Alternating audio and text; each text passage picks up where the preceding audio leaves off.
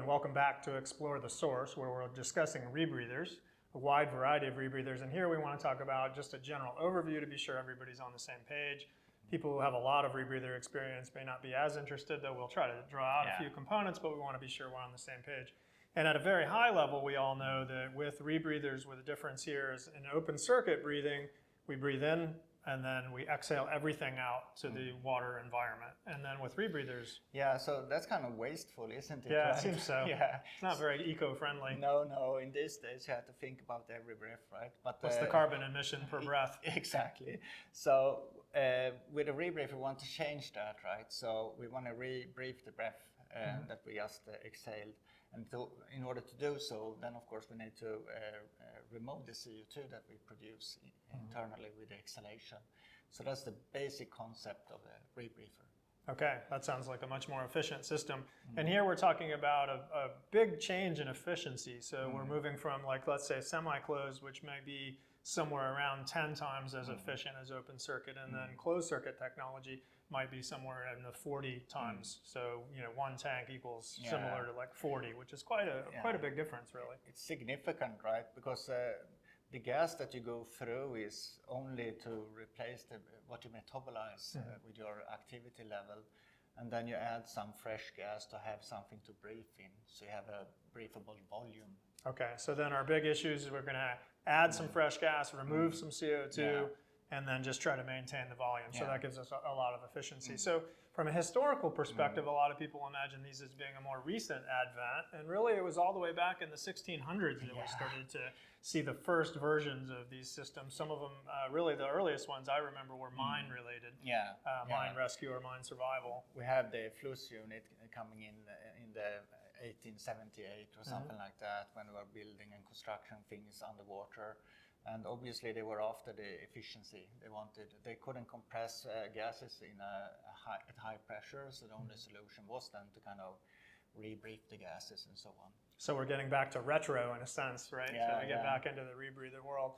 And then, development occurred over quite a long period of time since that sort of 1700 period from mines into underwater with the FLUS unit, as you're talking about, and then progressively got more and more developed. But really for a long time, mainly in the scientific, commercial, and military in particular regions. It's amazing how much the desire to blow things up drives evolution, right? So the military was there quite quickly, and for them also gas mileage was important, but also to remain concealed underwater, a big thing, so no bubbles coming up. Some of the oxygen rebreathers being one of the first, the closed circuit units where people could come in, obviously, and plant mines and sneak into harbors and this sort of stuff was a pretty significant advent.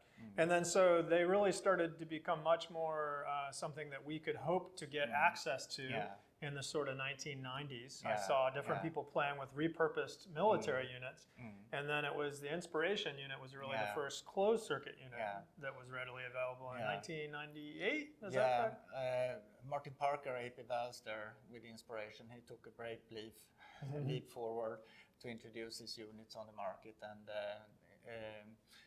become quite successful, generated a lot of interest at that time, and but there was also significant problems, which is associated with being the first one on the playfield for recreational divers. Yeah, sure. Yeah. I remember some of those early closed circuit units. I had started diving semi-closed units, the first Halcyon unit actually in the mid-1990s. By 1998, we were using them for many of our long-range dives into the caves. We were spending quite a lot of hours on them at that point, 10 or 15-hour dives, using the semi-closed technology, which was a huge advent. And the stuff that I saw in the late 90s and early 2000, I found a little scary, really. No offense to anyone, because the technology was new. My phone was a little wasn't very sophisticated back then either. I mean, a technology that promised a lot, right, but kind of failed to deliver is how I summarize it. Yeah, sure. So we had a lot of scary things about gases being added. We had a lot of argument when not intended. We had a lot of arguments about how we should manage different cell readings, the voting logic, a lot of that stuff was really managed for quite a while. So let's move on then from the history side and talk a little bit about the types of rebreathers. If we talk a little bit about a semi-closed unit, you know, this is the one that I started with, done now a lot of hours on both types, but the semi-closed unit, as you know, is kind of venting part of its gas supply in a periodic cycle. So in that case, we can sometimes have them done in different ways. And the halcyon unit that I was used was keyed to my respiratory cycle. And what else do we have out there? Yeah, and then we have more kind of very traditional military units that are fully closed. And the idea with those ones are not to go particularly deep or anything like that, but to remain concealed. So those ones are usually oxygen fully closed rebreathers. So they add oxygen to keep up with your metabolic rate, usually a mechanical system or a flow system. But the whole idea is to generate as little bubbles as possible. They don't optimize your breathing gas for decompression and so on. It's more to just keep you concealed underwater. Now, if we separate out a closed circuit unit and an eCCR, or electronic closed circuit unit, here we're talking about the unit sort of running itself, so to speak. Obviously, hopefully with proper input from the user. But as a unit could be a closed circuit where the operator is controlling the oxygen flow, for example, where the electronic unit has a solenoid that's adding oxygen. Are there any other important differences our viewers should be aware of? Yeah, so we have the oxygen addition.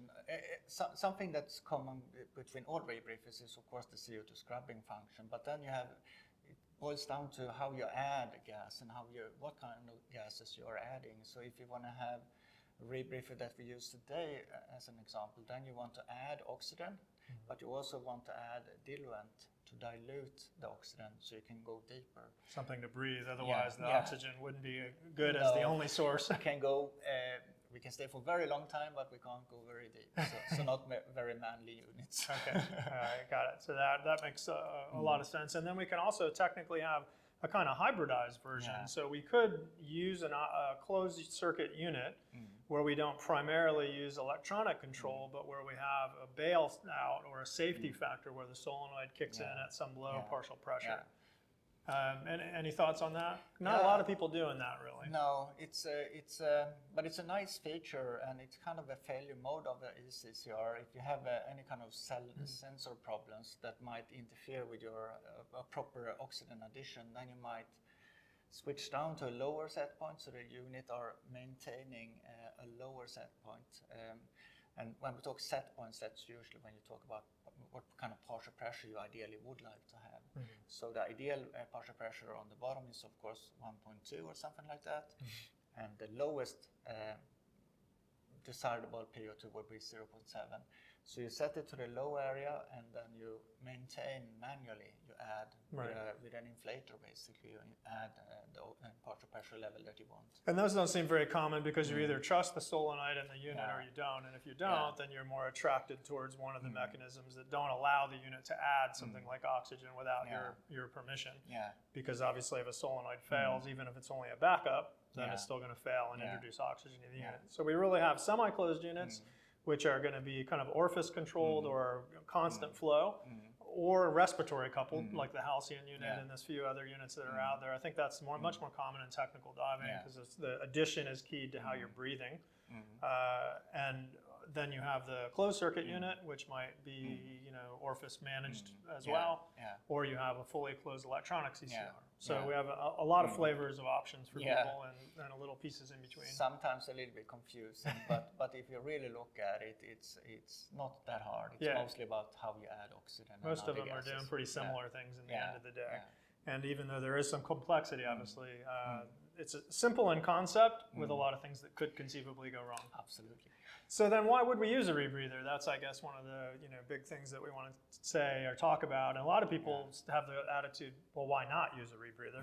Many of you out there would be like, well, of course. I mean, why would we not? What are your thoughts on that?